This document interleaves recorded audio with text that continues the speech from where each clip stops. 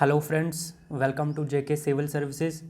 अगर आप चाहते हैं आपको हर एक वीडियो लेक्चर का अपडेट मिलता रहे, कोई भी वीडियो लेक्चर मिस ना हो, तो सब्सक्राइब कर लें हमारे चैनल को और मैक्सिमम लोगों तक इसको शेयर भी करें ताकि हर एक स्टूडेंट को इस वैल्यूएबल कंटेंट का फ्री में बेनिफिट मिल सके।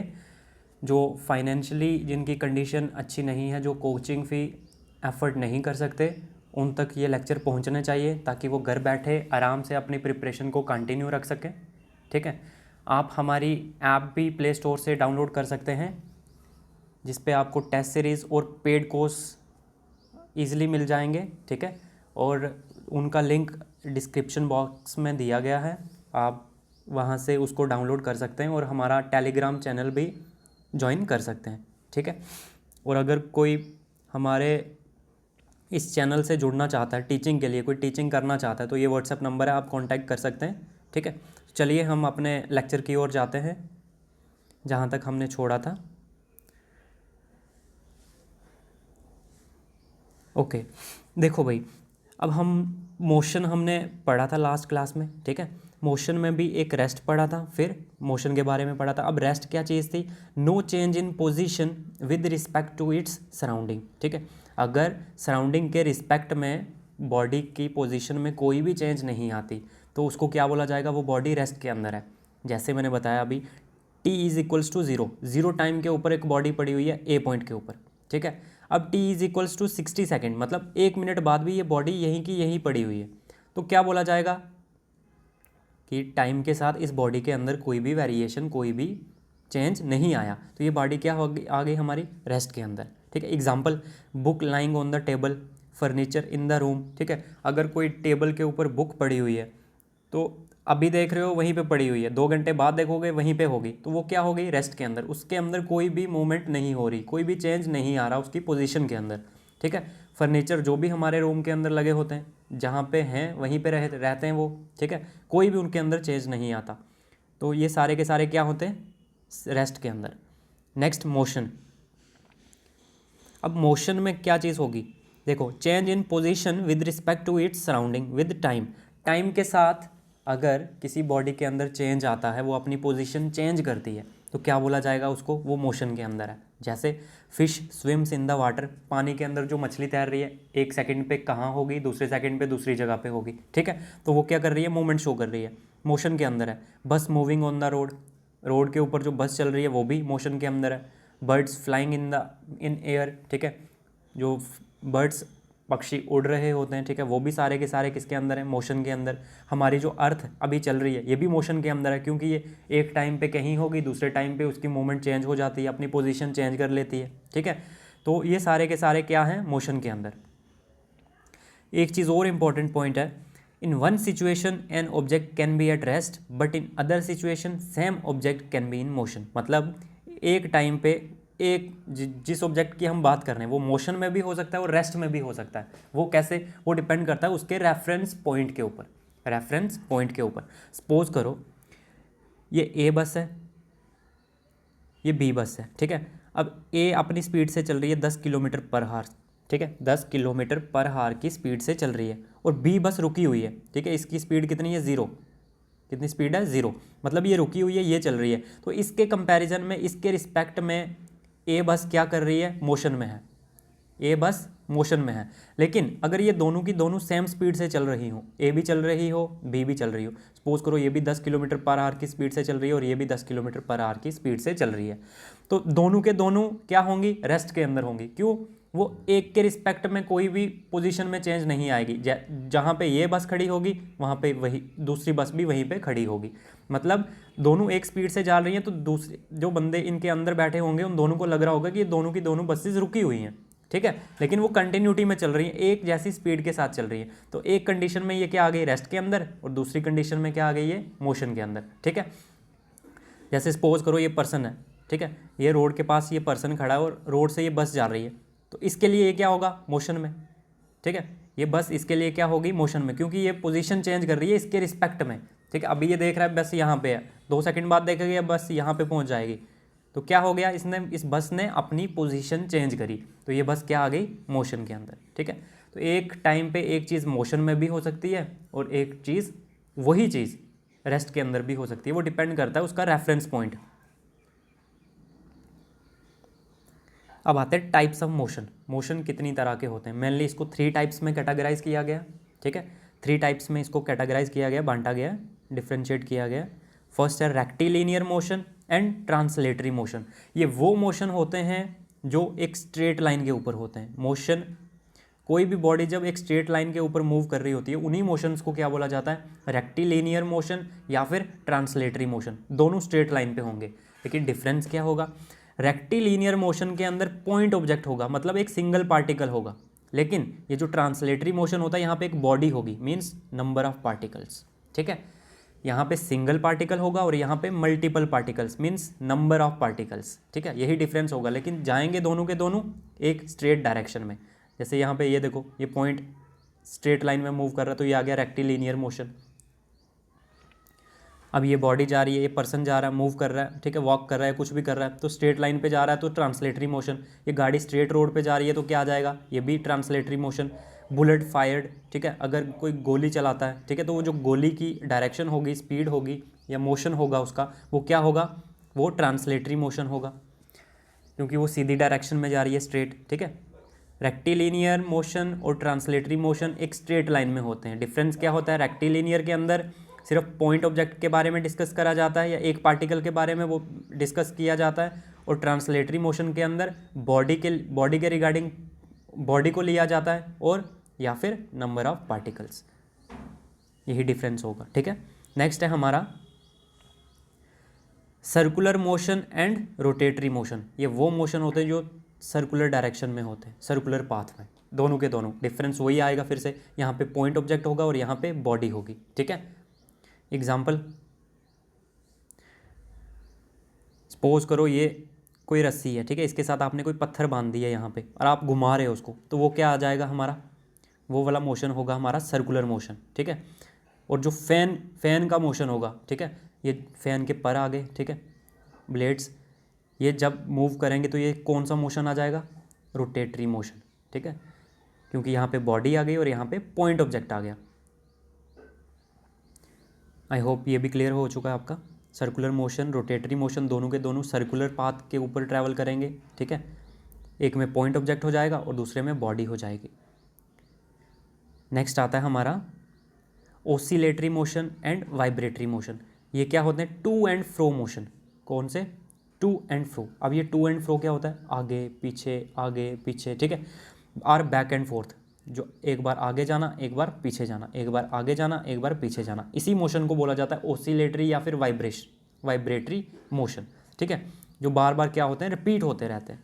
अब ओसिलेटरी मोशन के अंदर क्या होगा, ये भी पॉइंट ऑब्जेक्ट की बात करेगा, और यहाँ पे ओसिलेटरी मोशन पॉइंट ऑब्जेक्ट के बारे में डील करेगा और वाइब्रेटरी मोशन किसके बारे में डील करेगा, बॉडी के बारे में, ठीक है। अब ये जो ओसिलेटरी मोशन होता है, इसका एम्पलीट्यूड हाई होता है और फ्रीक्वेंसी लो होती है, लेकिन ये जो वाइब्रेटरी मोशन होता है यहाँ पे इसका अपोजिट हो जाता है, लो एम्पलीट्यूड हो जाता है और हाई फ्रीक्वेंसी। जैसे देखो, जो घरों में हमारी पेंडुलम होती है, ठीक है, यहाँ से यहाँ जाती है, फिर यहाँ से यहाँ, यहाँ से यहाँ, यहाँ से यहाँ चलती रहती है, तो इसी को बोला जाता है हमारा कौन सा मोशन, हमारा oscillatory motion, to and fro motion, ठीक है। ये बार बार रिपीट करिए। अब इसका एम्पलीट्यूड देखो, यहाँ से यहाँ जा रही है, फिर यहाँ से यहाँ आ रही है, यहाँ से यहाँ जा रही है, यहाँ से यहाँ, मतलब इसका जो एम्पलीट्यूड है वो काफ़ी ज़्यादा है, लेकिन इसकी फ्रीक्वेंसी मतलब 1 सेकंड के अंदर कितनी बार जा रहा है, 3 या 4 बार जा रहा होगा, ठीक है, एक बार दो बार मान लो आप, ठीक है। 1 सेकंड में ये एक बार आगे जाएगा, एक बार पीछे, तो एक साइकिल इसने कंप्लीट किया, ठीक है। लेकिन यहाँ पे अगर हम वाइब्रेटरी मोशन की बात करें, सपोज करो हमने गिटार ले लिया, तो गिटार की स्ट्रिंग जैसे ही आप उसको बजाओगे तो उसके अंदर बहुत सारी, मतलब एम्पलीट्यूड तो बहुत कम होगा, आगे पीछे इतना दूर नहीं जाएगा, लेकिन कितनी बार जाएगा देखना, ऐसे ऐसे ऐसे ऐसे करता जाएगा, ठीक है। मतलब एम्पलीट्यूड इसका लो होगा, लेकिन जो मल्टीपल टाइम्स ऊपर नीचे हो रहा है वो कितनी बार होगा, बहुत ज़्यादा, तो इसकी फ्रीक्वेंसी क्या होगी, बहुत ज़्यादा। इन्हीं को बोला जाता है वाइब्रेटरी मोशन। ओसिलेटरी मोशन में क्या होगा, फ्रीक्वेंसी कम होगी, और वाइब्रेटरी मोशन के अंदर फ्रीक्वेंसी ज़्यादा होगी, ठीक है। आई होप ये सारी चीज़ें क्लियर हो चुकी हैं आपकी। नेक्स्ट आता है motion in one dimension, motion in 2 dimension, motion in 3 dimension. Dimension मतलब यहाँ पे सिर्फ एक्स एक्सिस की बात की जाएगी, यहाँ पे एक्स और वाई एक्सिस की बात की जाएगी, और यहाँ पे तीनों के तीनों एक्सिस की बात की जाएगी, X Y and Z, means length breadth and height. यहाँ पे सिर्फ लेंथ या फिर ब्रेथ की बात की जाएगी, यहाँ पे लेंथ एंड ब्रेथ की बात की जाएगी, यहाँ पे लेंथ ब्रेथ एंड हाइट की बात की जाएगी, ठीक है। तीनों कंपोनेंट्स आ जाएंगे। एग्जाम्पल 1D मोशन में आ गया car on moving car on the road, road के ऊपर जो भी कार जाती है वो 1 डायमेंशनल मोशन होता है, ठीक है। फ्री फॉल ऑफ ऑब्जेक्ट, अगर कोई बॉडी कोई भी चीज़ आप नीचे की ओर गिराते हो, ठीक है, जो चीज़ ऊपर से नीचे की ओर आती है वो सारे का सारा 1 डायमेंशन मोशन के अंदर आ जाएगा। 2 dimension motion, motion of planets, जो भी हमारे प्लैनेट्स है जैसे अर्थ सन के अराउंड घूमती है, ठीक है, ये सारे के सारे प्लैनेट्स का मोशन जो भी होता है वो 2 डायमेंशनल मोशन होता है। यहाँ पे 2 कोऑर्डिनेट्स की ज़रूरत पड़ती है, एक्स एंड वाई की। फिर आता है प्रोजेक्टाइल मोशन। प्रोजेक्टाइल मोशन क्या होता है ये आगे डिस्कस करेंगे, अभी इतना जान लो, जब कोई चीज़ हम फेंकते हैं यहाँ से तो एक हाइट भी ट्रैवल करती है और डिस्टेंस भी ट्रैवल करती है, इसी को बोला जाता है प्रोजेक्टाइल मोशन, ठीक है। सपोज करो ये ग्राउंड है, ये वाला, हमने यहाँ से कोई चीज़ फेंकी तो ये हाइट भी ले रही है थोड़ी सी और आगे की ओर भी जा रही है, तो ये 2 डायमेंशन के अंदर अपना डिस्टेंस कवर कर रही है, इसी को बोला जाता है प्रोजेक्टाइल मोशन, ठीक है। जैसे आप पत्थर मारते हो कहीं भी, ठीक है, तो वो पत्थर हाइट पे भी जाता है और लॉन्ग डिस्टेंस भी ट्रैवल करता है, आगे की ओर भी जाता है, तो वो आ जाता है हमारा प्रोजेक्टाइल मोशन। फिर आता है 3 डायमेंशन मोशन के अंदर क्या क्या आ जाता है, बर्ड्स इन द स्काई, ठीक है, स्काई के अंदर जो भी पक्षी उड़ रहे होते हैं, फ्लाइंग काइट जो हम पतंग उड़ाते हैं, ठीक है, स्काई के अंदर, तो ये सारे के सारे 3 डायमेंशनल मोशन होते हैं। नेक्स्ट आता है हमारा डिस्टेंस। हमने डिस्टेंस और डिस्प्लेसमेंट के बारे में जाना था, अभी कुछ इंपॉर्टेंट जो न्यू चीज़ें मिली वो मैंने यहाँ पे ऐड कर दी हैं, ठीक है। डिस्टेंस क्या होता है, एक्चुअल लेंथ या फिर total path travelled by the body, body ने पूरे का पूरा कितना डिस्टेंस कितना पाथ ट्रैवल किया वही क्या हो जाता है, उसका डिस्टेंस हो जाता है, ठीक है। और ये डायरेक्शन के ऊपर डिपेंड नहीं करता, मीन्स ये स्केलर क्वांटिटी है, ठीक है। जो डायरेक्शन पे मैटर करता है वो क्या आ जाता है, वेक्टर क्वांटिटी, लेकिन यहाँ पे डायरेक्शन मैटर ही नहीं करती, इसलिए ये बन जाती है हमारी स्केलर क्वांटिटी। और इसका ऐसा यूनिट क्या होता है, डिस्टेंस को किसके अंदर मेजर किया जाता है, मीटर के अंदर, ठीक है। और ओडोमीटर एक इंस्ट्रूमेंट होता है, एक डिवाइस होता है जिसके थ्रू हम डिस्टेंस को मेजर करते हैं कि व्हीकल ने, गाड़ी ने कितना डिस्टेंस मेजर किया, गाड़ी के अंदर लगा होता है ये, ठीक है। Measures the distance travelled by the vehicle, vehicle के अंदर एक ओडोमीटर होता है, एक स्पीडोमीटर होता है, स्पीडोमीटर स्पीड को मेजर करता है और ओडोमीटर डिस्टेंस, बॉडी ने कितना डिस्टेंस ट्रैवल किया, ठीक है। जब भी गाड़ी लेने जाते हैं तो वहाँ पे चेक करते हो ना, यूज्ड गाड़ी कोई भी लेते हो तो कितनी गाड़ी चली है, तो वही होता है हमारा ओडोमीटर, ठीक है, वही दिखाता है हमें कि गाड़ी कितना डिस्टेंस उसने चला है। और डिस्टेंस कभी भी नेगेटिव नहीं होता, डिस्टेंस कभी भी नेगेटिव नहीं होता, डिस्टेंस हमेशा पॉजिटिव ही होगा या फिर ज़ीरो होगा, लेकिन नेगेटिव में कभी नहीं जाएगा। नेगेटिव इन द सेंस मतलब डायरेक्शन की बात की जा रही है, अपोजिट डायरेक्शन। जब ये है ही स्केलर क्वांटिटी तो डायरेक्शन से इसका कुछ लेना देना ही नहीं, ठीक है, तो ये कभी भी नेगेटिव नहीं होता। फिर नेक्स्ट आता है हमारा स्पीड। स्पीड क्या चीज़ है, स्पीड होता है total distance travelled divided by time taken, ठीक है, मतलब एक यूनिट टाइम के अंदर बॉडी ने कितना डिस्टेंस ट्रैवल किया वही उसकी स्पीड हो जाती है। सपोज करो 1 सेकंड की बात कर लेते हैं, 1 सेकंड के अंदर बॉडी ने कितने मीटर डिस्टेंस ट्रैवल किया वही बन जाती है उसकी स्पीड, ठीक है। एक यूनिट टाइम के अंदर बॉडी कितना डिस्टेंस ट्रैवल कर रही है वही उसकी क्या कहलाती है, स्पीड। अब यहाँ पे डिस्टेंस आ गया तो डिस्टेंस क्या होता है, स्केलर, तो ये भी क्या बन जाती है हमारी scalar quantity. Speed is always positive और ये भी क्या होती है हमारी पॉजिटिव ही होती है। लेकिन डिस्टेंस के केस में क्या था, डिस्टेंस 0 भी हो सकता है, लेकिन यहाँ पे क्या था, ये 0 नेगेटिव नहीं हो सकती, हमेशा की हमेशा पॉजिटिव ही रहेगी। अगर ये 0 हो जाती है, सपोज करो speed is equals to distance travelled upon time taken, अगर डिस्टेंस 0 हो जाता है और टाइम कुछ भी ले लो, 2 ले लो 3 ले लो कुछ भी ले लो, 0 ऊपर आ गया तो ये पूरे की पूरी वैल्यू बन जाती है 0, मीन स्पीड उसकी 0 है। डिस्टेंस 0 आ गया तो बॉडी रेस्ट के अंदर है, उसके अंदर स्पीड होगी ही नहीं, इसीलिए यहाँ पे 0 भी नहीं आएगा, नेगेटिव भी नहीं आएगा, हमेशा क्या होगा, पॉजिटिव ही होगा, ठीक है। स्पीड हमेशा पॉजिटिव होगी, 0 होगी तो बॉडी रेस्ट के अंदर होगी, उसके अंदर स्पीड नहीं होगी, ठीक है। अब आता है टाइप्स ऑफ स्पीड। स्पीड कितनी तरह की होती है, फर्स्ट है यूनिफॉर्म स्पीड। यूनिफॉर्म पहले जैसे यूनिफॉर्म, अभी देख लो क्या होता है यूनिफॉर्म स्पीड, इसको कांस्टेंट स्पीड भी बोला जाता है, कांस्टेंट स्पीड।